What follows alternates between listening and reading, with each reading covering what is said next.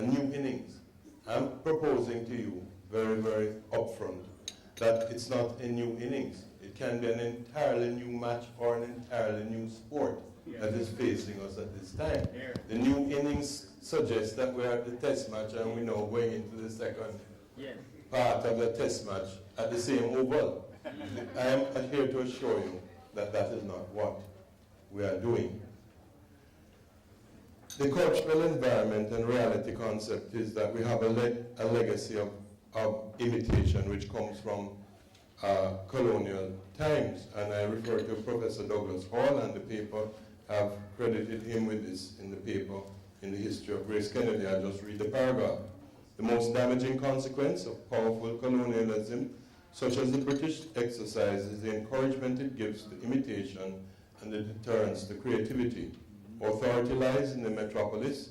Colonial action is subject to that authority, and since the metropolis is most likely to approve attitudes and institutions that are similar to or at least not incompatible with its own, colonialism breeds a tendency to imitation rather than creativity, end quote. The question is that the development process that we have been going through to date is an emulative set of strategies, or what I would commonly call copycat. A development process of emulative products with very few original products and or services sometimes produced and developed in our own region, and a process of some low innovation and low invention. This is the background that we have inherited, whether you agree with Professor Douglas Hall or not. The question is, it seems to be a reality in the marketplace that I have been in for the last 40 years.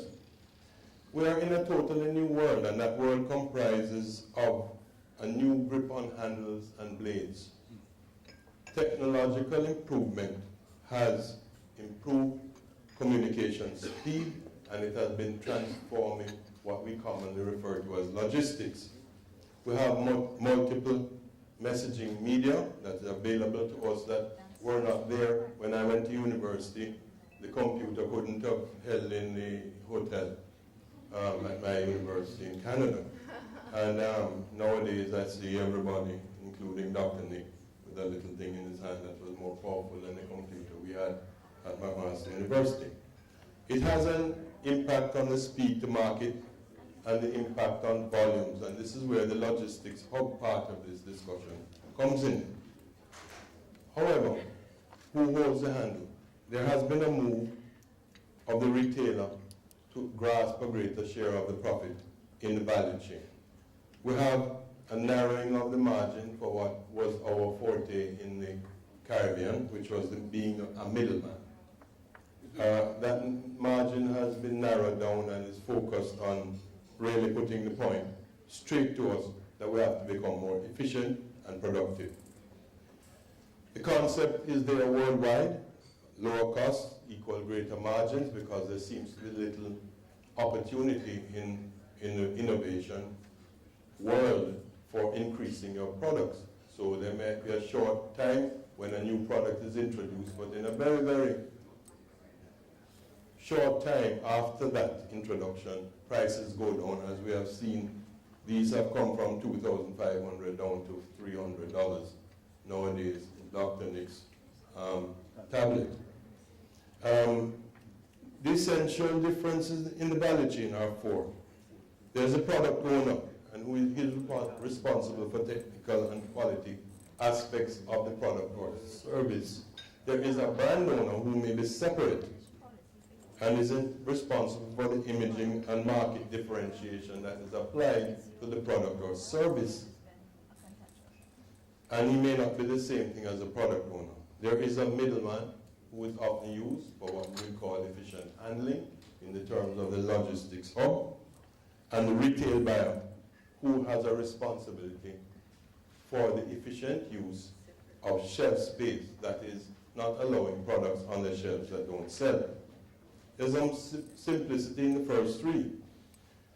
In number one, our own manufacturing or supervised contract packing can happen anywhere in the world today. It's not confined to thinking about only the Caribbean. Secondly, the brand owner sets the geographical and marketing position and where they are going with the product. Thirdly, there's a need for collaboration in our region, as referred to by Dr. Bernal, and it's joint ownership in a global environment. We are too small to take on the world alone. There are no companies in the Caribbean who can effectively hit 160 or 180 countries in the world with either products or services with our own capital base.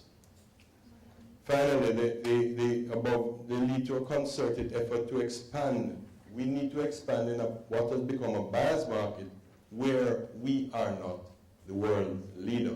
Therefore, our growth strategy has to be totally different to what we have experienced over the past 100 years. We need to expose success in our own markets and not take it that we're giving away secrets. So we all have to say how much profit we're making so that we can inspire others in the copycat mode to follow our example. We need to promote collaboration in distribution, particularly distribution overseas, where we're at the mercy with a few products in the hands of a distributor. I think perhaps Tony Lawrence, later this afternoon, my colleague, will give some insight into how difficult it has been to have 10 products in a distributor who is distributing 8,000 SKUs. We need to choose the appropriate markets. I don't think that we need to be tied to the fact that we had a historical relationship with Britain and so somewhat less Canada and the United States, that those are the only markets that are relevant for our products. We need to upscale and understand our ability and to deliver on the goods and services that we promised in quantity and quality. This is a very, very serious challenge for us here because we have adopted from the Spanish some kind of a manana attitude that we know called soon come. And it's not an effective strategy in a global marketplace. Finally, I think we need to understand timely and efficient no-excuse paradigms, and that includes the private sector, as well as government, as well as civil society. There is no room in this inn for excuses. Finally, last thing I'll say, let's look at the diaspora in a totally new way. The diaspora are our Trojan horse. They're over there. We are talking about using them to support local political and social initiatives. Let's look at the diaspora that we have a beachhead in several foreign countries. Let's use them to reach out, because reaching in, we have limitations in scale, capacity, population, and size. So let us use our soldiers in an attack mode, our brothers and sisters, cousins, whatever, in the diaspora, to reach to markets that we have not yet been able to penetrate, for which they may have technical